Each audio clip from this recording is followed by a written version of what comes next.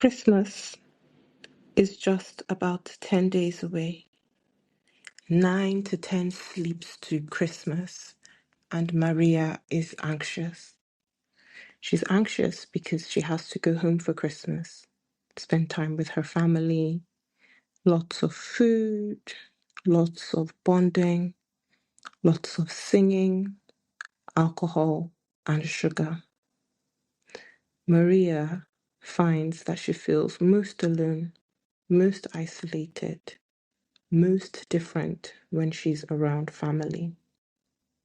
Maria doesn't quite know how to place this. She just knows that when she's around family, she has this sense that she does not belong. She finds that she tends to have a bit more of an emotional spiral, feels more depressed, and significantly anxious as well. This is often worse around Christmas when everybody is supposed to be in a happy and cheery mood. Maria wants to know, should she avoid the Christmas gathering altogether? She would have to explain so many things to so many people if she refuses to go. But she finds that every time she tries to explain how she feels or what's going on in her mind to members of her family, they don't take her seriously. They tell her to pull herself by the bootstraps and just get on with it.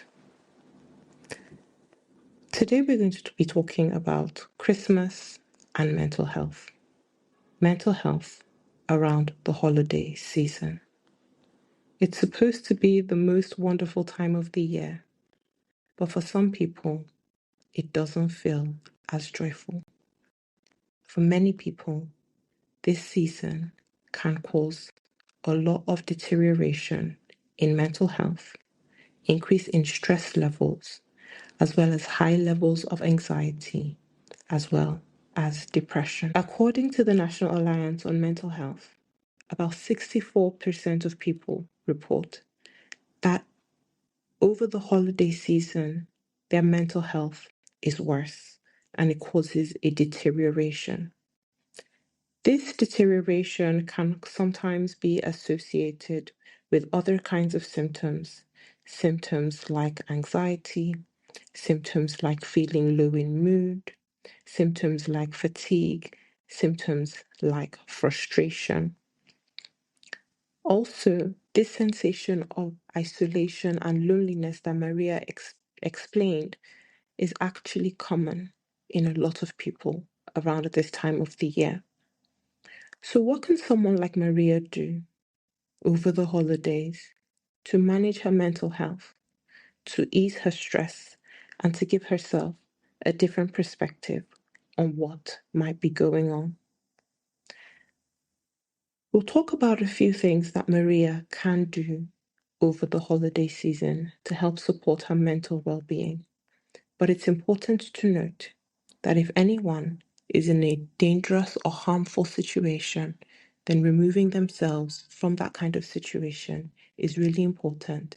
And if you know anyone that is in a dangerous situation, encouraging them to remove themselves is also important, or getting them help that can help affirm them in removing themselves from such a situation.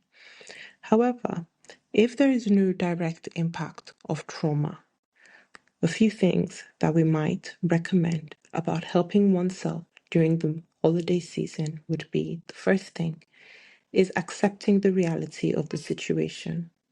Oftentimes, around the holidays, there might be a desire to hope for the best or think that a situation is not what it really is. But sometimes accepting that this is the reality, it doesn't have to be perfect. It actually isn't perfect. It might not go exactly how we planned, but this is the reality of our situation, can often sometimes help. The next thing that we can also recommend is surrounding oneself with support. In Maria's situation, she feels that her family is not supportive, but it sounds like she has a good network of friends and social acquaintances. So making sure that she plugs into that network even while she's with her family is also really important to help support her with her mental health as well. The next thing would be to start her own little tradition. Although she's going to be spending time with her family and spending time doing the things that they usually enjoy doing, creating her own tradition, something that she does every year around the holiday season, can also help brighten and elevate her mood. The next thing would also be to practice self-care. Setting aside time for self-care is crucial.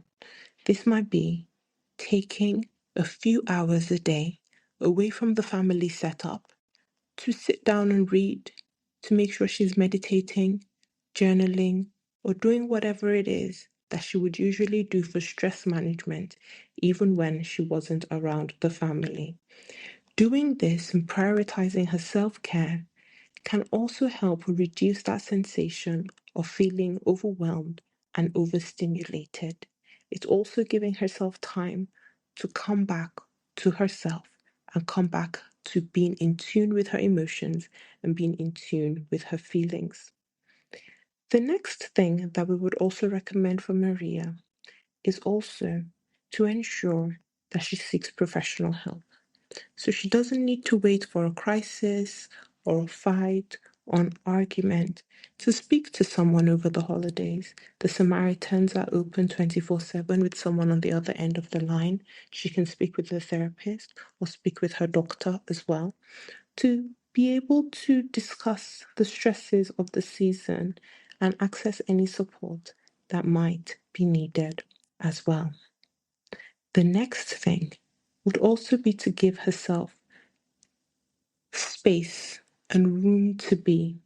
Maria said that she feels isolated, different. She doesn't feel like she belongs within the family setup. And that can sometimes happen where someone feels that they're different from the family of origin from which they belong. That's okay.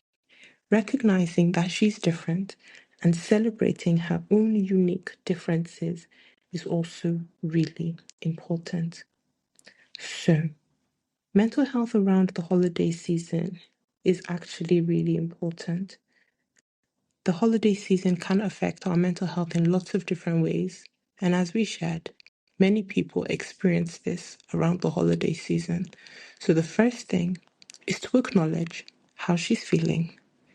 Next, get some help and plug in to her social network of support within her friends. Third, to prioritize self-care and stress management.